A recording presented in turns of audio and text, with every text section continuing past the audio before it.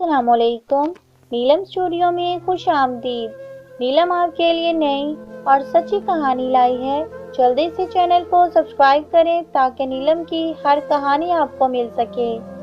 ایک خاتون اپنی ڈیوٹی پر تھی جب اسے گھر سے فون کال موصول ہوئی کہ آپ کی بیٹی سخت علیل ہے، اچانک اسے بخار ہو گیا ہے جو لمحہ بہ لمحہ تیز تر ہوتا جا رہا ہے۔ خاتون گھر کے لیے روانہ ہوئی اور راستے میں ایک فارمیسی پر دوا لینے کے لیے رک گئی۔ جب واپس وہ اپنی گاڑی کے پاس پہنچی تو اسے پتہ چلا کہ بخلاہٹ میں گاڑی کی چابیاں اندر ہی لاک ہو چکی ہیں۔ گاڑی کھولنے کا کوئی ذریعہ نہیں تھا، نہ اسے یہ معلوم تھا کہ ایسی صورت میں کیا کیا جائے۔ مشکل وقت میں ایسی دوہری مصیبت لازمی پیش آتی ہے۔ جب بخلاہٹ میں انسان احتیاط کا دامن چھوڑ کر کچھ مزید الٹا کر بیٹھتا ہے، ایسے حالات میں اپنے حواس اور اقدامات پر متناسب انداز میں قابو رکھنا چاہیے تاکہ کوئی اضافی جھنجٹ کھڑا نہ ہو جائے۔ خاتون نے اپنے گھر فون کر کے بچی کی صورتحال معلوم کی جو بدستور خراب ہوتی چلی جا رہی تھی۔ اس نے آیا کو بتایا کہ میری گاڑی کی چابیاں اندر ہی لاک ہو چکی ہیں اور کچھ سمجھ نہیں آ رہی کہ کیا کیا جائے۔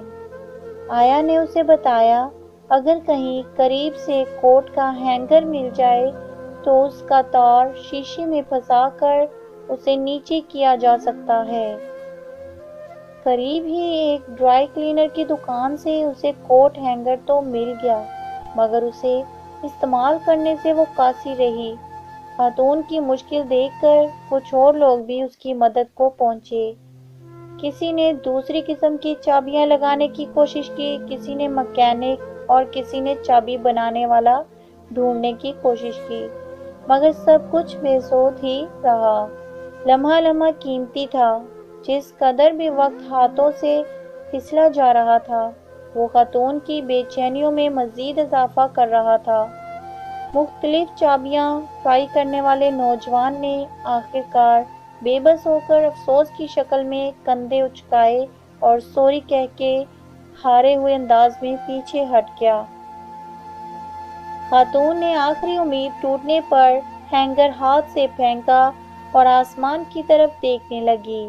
غم کے مارے اس کا حال گمبھیر ہوتا جا رہا تھا، یہاں تک کہ اس نے آخری امید کے طور پر خدا کی بارگاہ میں کندھے جھکا دیے۔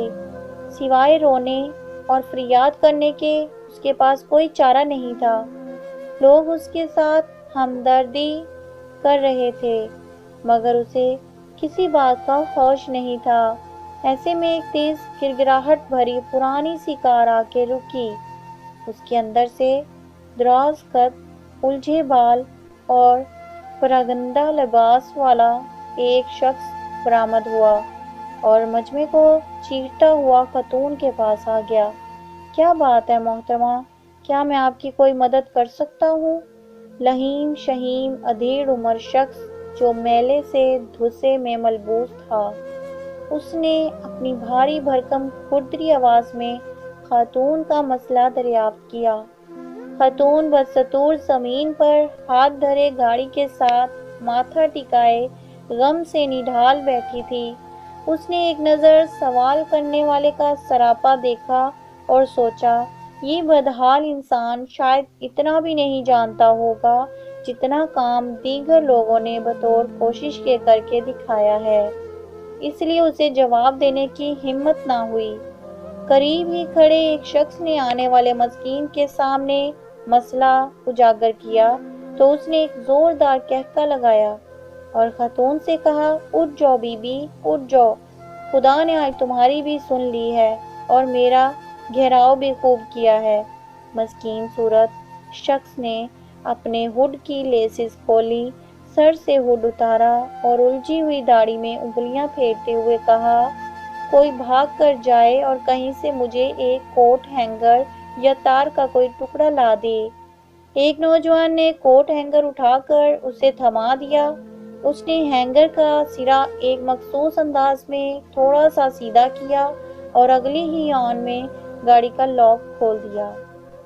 خاتون نے بے اختیار خوشی سے بطور شکر اس کے ساتھ معانقہ کیا اور بولتی چلی گئی، ارے واہ، تم تو کوئی فرشتہ صفت انسان ہو، یا شاید تم کوئی فرشتہ ہی ہو جو اس آڑے وقت میں میری مدد کے لیے پہنچے۔ یقین کرو جو احسان تم نے میرے اوپر کیا ہے اس کے لیے میں تمہاری دل و جان سے مشکور ہوں۔ Thank you so much my kind angel. خاتون کی بات سن کر وہ گویا ہوا نہیں۔ خاتون، فرشتہ تو دور کی بات ہے، میں تو ایک اچھا انسان بھی نہیں، میں ایک کار چور ہوں۔ ابھی 1 گھنٹہ پہلے ہی مجھے رہائی ملی ہے اور میں بے مقصد اس سڑک پر ہو لیا۔ ہاں، البتہ قید کے دوران مجھے یہ خیال ضرور آتا تھا کہ اب مجھے خدا کے دائرے میں آ جانا چاہیے، مگر طبیعت کے ہردرمی اس خیال کے ہمیشہ آڑے آتی رہی اور میں اس سوچ کو جھٹک دیا کرتا تھا۔ لیکن ابھی کچھ دنوں سے مجھے یہ خیال بھی آنے لگا تھا کہ خدا اگر مجھے اپنی کوئی خاص نشانی دکھائے تو پھر سوچا جا سکتا ہے، اور وہ نشانی ابھی میں نے دیکھ لی ہے۔ زندگی میں آج پہلی بار یوں سرعام تالا توڑا ہے، پھر بھی بجائے خوف کے خوشی محسوس ہو رہی ہے۔ میں نے آج خدا کی خوشنودی کو بڑے قریب سے محسوس کیا ہے۔ خاتون نے رواں آنسو پونچھتے ہوئے ایک بار پھر اس کا شکریہ ادا کیا اور گویا ہوئی، تم نے سچ کہا، مجھے بھی اس میں خدا کی ایک خاص نشانی نظر آئی ہے۔ اس نے نہ صرف میری اس دعا پر جواب دیا ہے بلکہ میری مدد کے لیے کوئی عام نہیں بلکہ اس کام کے ایک پکے ماہر کو بھیجا ہے۔